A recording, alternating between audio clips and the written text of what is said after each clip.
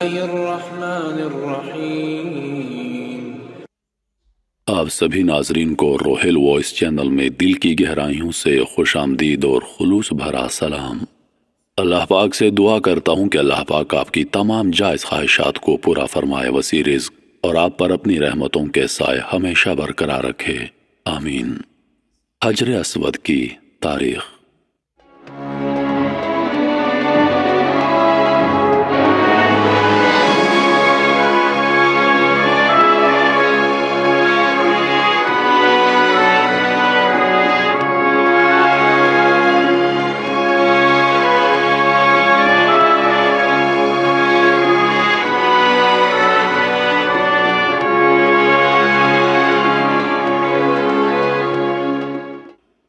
حجر اسود جنت کے یاقوتوں میں سے ایک ہے جسے سیدنا آدم علیہ السلام اپنے ساتھ جنت سے لائے تھے اور تعمیر بیت اللہ کے وقت ایک گوشے میں نصب فرمایا تھا۔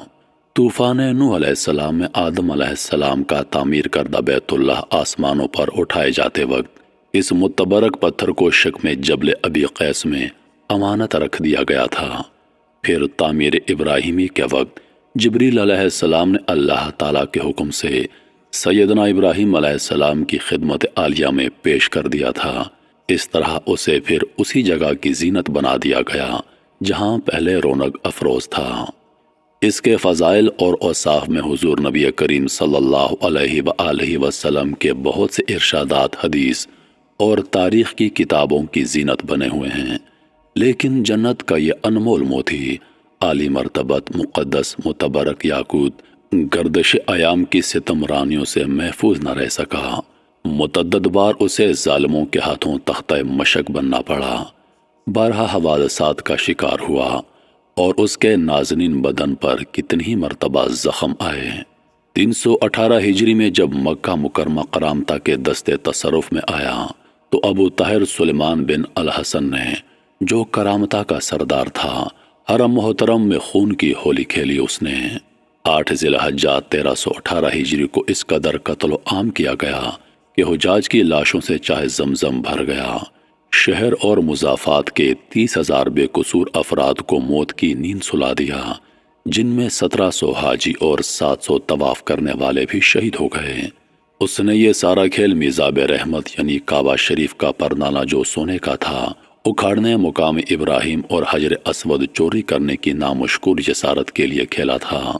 2 آدمی اس مذموم حرکت کے لیے کعبہ شریف پر چڑھے، مگر آن واحد میں سر کے بل زمین پر گر کر واصل جہنم ہو گئے۔ مقام ابراہیم تو اس کے دستے تصرف سے معمون رہا، کیونکہ خدا میں حرم نے اسے پہاڑ کی گھاٹی میں کہیں چھپا دیا تھا۔ مگر 21 ذی الحجہ 1318 بروز اتوار عصر کے وقت جعفر بن حلاج نے ابو طاہر کے حکم سے حجر اسود کو کدال سے اکھاڑ دیا، اس پر کئی ضربیں لگائیں جس سے کچھ ریزے ٹوٹ گئے اور اپنے ساتھ بحرین لے گئے اور اس کی جگہ خالی رہ گئی۔ تقریباً 22 سال کا طویل زمانہ گزر جانے کے بعد بحرین کے شہر حجر سے بروز بدھ 10 ذی الحجہ 1339 کو یہ مبارک پتھر واپس ہوا۔ واپسی بھی معجزہ نما تھی۔ کرامتیوں سے بار بار واپسی کا مطالبہ جب زور پکڑ گیا تو انہوں نے یہ عذر پیش کیا کہ وہ پتھر تو دوسرے پتھروں میں مل جل گیا ہے، ان میں سے اسے الگ کرنا ہمارے بس کا روگ نہیں۔ اگر تمہارے پاس اس کی کوئی علامت ہے تو تلاش کر لو۔ چنانچہ علماء کرام سے استفسار کیا گیا تو انہوں نے ارشاد فرمایا، ان سب پتھروں کو آگ میں ڈالا جائے، جو پتھر آگ میں پگھل یا پھٹ جائے وہ حجر اسود نہیں۔ حجر اسود کو آگ متاثر نہیں کر سکتی کیونکہ یہ جنت کا پتھر ہے۔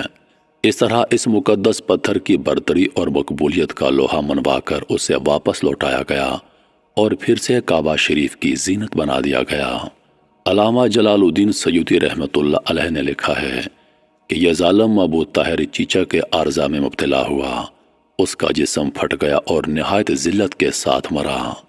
علامہ قطب الدین رحمۃ اللہ علیہ فرماتے ہیں، ابو طاہر کرامتی بدبخت کو ابراہ کی طرح بیت اللہ کے بجائے اپنے شہر حجر میں حج کا اجتماع کرانے کا جنون دماغ میں پیدا ہوا۔ اس نے اس غرض سے ایک عالیشان محل بنوایا جس کا نام دار الحجرہ رکھا۔ چنانچہ 1318 ہجری میں حج کے ایام میں ایک لشکر جرار لے کر مکہ مکرمہ پر حملہ آور ہوا۔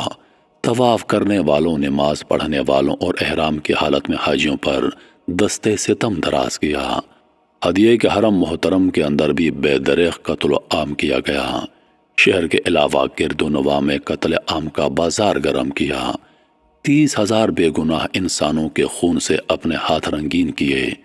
اس قدر روح فرسا واقعہ کبھی رونما نہیں ہوا تھا۔ وہ ظالم کہتے تھے کہ تم مسلمان کہتے ہو، من داخلہ کانا آمنن، یعنی جو حرم میں داخل ہو گیا وہ مامون ہو گیا، بتاؤ اب امن کہاں گیا؟ علامہ ابن خلدون رحمۃ اللہ علیہ فرماتے ہیں، ابو طاہر نے کعبۃ اللہ کا دروازہ اکھاڑ پھینکا، غلاف کعبہ کے ٹکڑے ٹکڑے کر کے اپنے فوجیوں میں بانٹ دیے، حجر اسود کو اکھاڑ کے ساتھ لے گیا، اہل مکہ کے گھر بار اور مال و متاع کو لوٹ لیا۔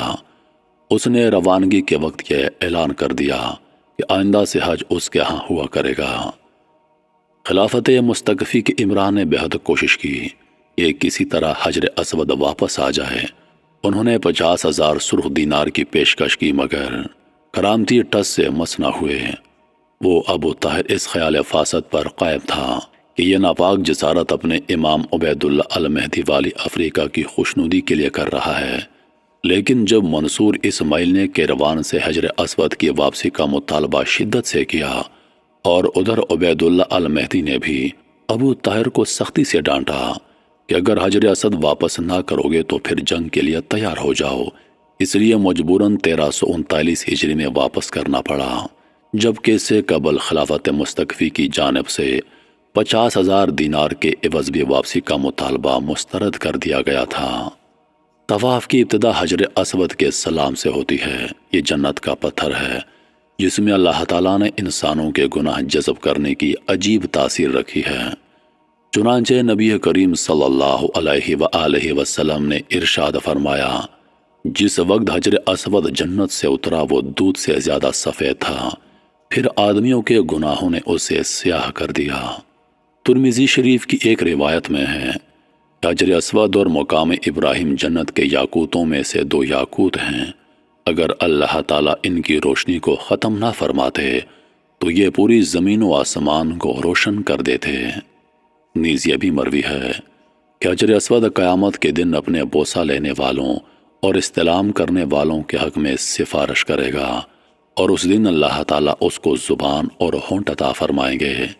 نبی کریم صلی اللہ علیہ وآلہ وسلم نے ارشاد فرمایا، اس حجر اسود کو اپنے عمل خیر کا گواہ بنا لو، کیونکہ قیامت کے دن یہ سفارش بن کر اللہ تعالیٰ کے دربار میں اپنے استلام کرنے والوں کے لیے سفارش کرے گا۔